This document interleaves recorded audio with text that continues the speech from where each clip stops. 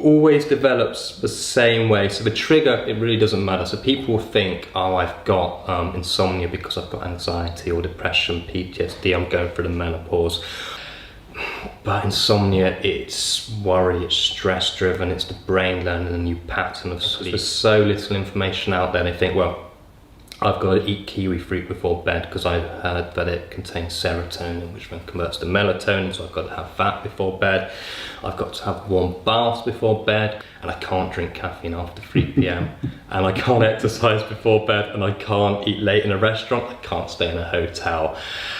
And it just starts stripping and taking away people's entire life, and then it just causes so much focus on it. It is the rabbit hole, like you say, where people start changing their behaviours around it because they just don't understand it properly. So they start doing things like waking up late in the day, they start going to bed when they're not sleepy. All the time, people just gradually start extending the amount of time they spend in bed. And then they sleep even worse, and that's when it spirals out of control. So insomnia is caused by 4 main things. So it's the brain taking on a new pattern of sleep, it's a sleep drive problem, it's the fight or flight response, and it's the conditioned response of the bed being a place of worry and wakefulness. So people that go on solo around the world boat trips, they can't sleep for more than 15 minutes at a time, because if they did, the boat's going to sink. So they would set an alarm every 15 minutes in order to wake themselves up during the night time. After about a week of doing that, the brain very quickly learns that's the pattern of sleep they want, and the brain will then start waking them up every single 15 minutes without even having to set the alarm, because that is how adaptable the brain is. So with people with insomnia, it doesn't matter what pattern you've taught the brain, it's going to take it on. So it might be taking ages to fall asleep, it might be waking up early in the morning. Incredibly common with people with insomnia to say 3 o'clock every single morning, I will wake up on the dot 3 o'clock, and that's because they've taught that as a pattern of sleep. So every time they wake up, they look at the clock, they reinforce wakefulness, they become anxious, they become stressed that they're awake, and then the brain then learns, okay, well, at 3 o'clock in the morning, there's this really threatening, stressful, worrying thing that happens to you. I better make sure that I wake you up at 3 o'clock in the morning to respond to this threat. Is it all just nonsense? So it's not nonsense, but it is not designed to fix a long-term chronic insomnia problem. And when you try and use it to fix a long-term chronic insomnia problem, it backfires because it just erodes your confidence that you can ever sleep again. So people with insomnia that have already tried having a cooler bedroom, that have already tried stopping drinking caffeine after 3 p.m, and they think, well, every time I do this, it just never seems to work, so there must be something incredibly wrong with me.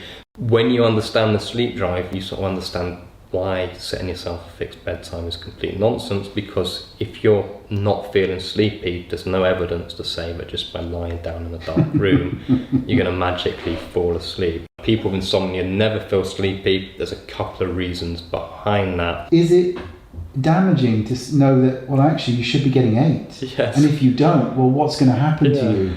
It's very damaging, and I don't know where this comes from, because there are averages.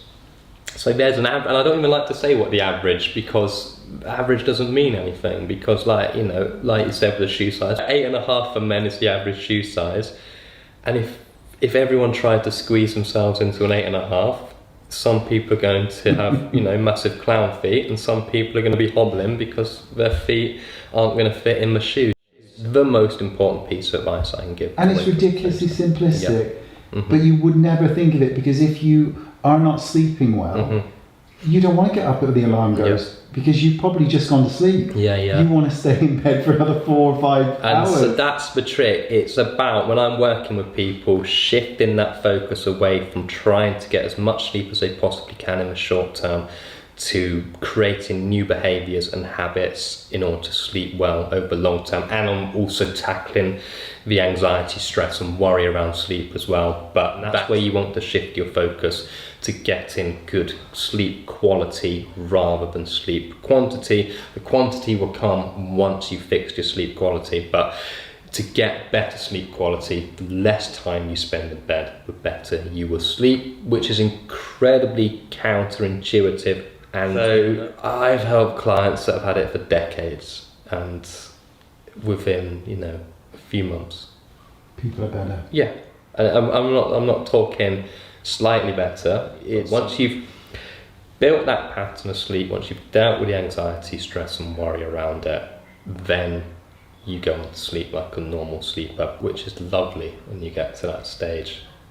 When you're just not focusing on it, when you're not thinking about it, and you just go to bed, and then the bed, instead of being this horrible place you don't want to be in, is a place you look forward to going to, a place that's incredibly relaxing. Just have what everyone else has got. I've never sat here, you know, with my eyes nodding off and my head nodding off. See, that's a good thing. People are afraid of that. They go, I can't be sleepy. But you want sleepiness. Sleepiness is a great thing, and people are kind of afraid of it. But that's a really good sign that you're having that. I know I'm tired now, and I'm also not waking up in the morning feeling like I've been drugged. It's having this effect where I'm building upon this sleep drive. Yeah, so people think insomnia is tackled at night time. It's not tackled at night, it's tackled the second you wake up in the morning. So the better quality day you can have, the better quality sleep you can have at night. So if you can shift that focus away from trying to sleep at night time and doing these really reactionary things, you know, the half an hour before bedtime, and just focus on having a great quality day, you'll get that great quality sleep at night. Probably 50 supplements. I probably spent £3,000 on supplements. Probably more, over 20 years. I could have bought a house the amount of supplements I bought. It was a cocktail every night. It's desperation to... Yeah. And also it's looking outside, isn't it? For something to fix you. Because you're broken. Yeah. Something has to fix you when really there is nothing broken.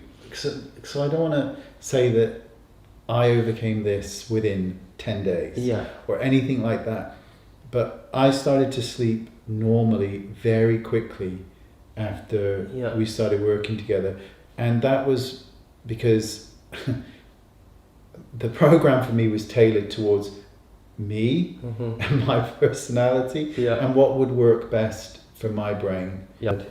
Happy days. Thank you so much, mate. Thank you.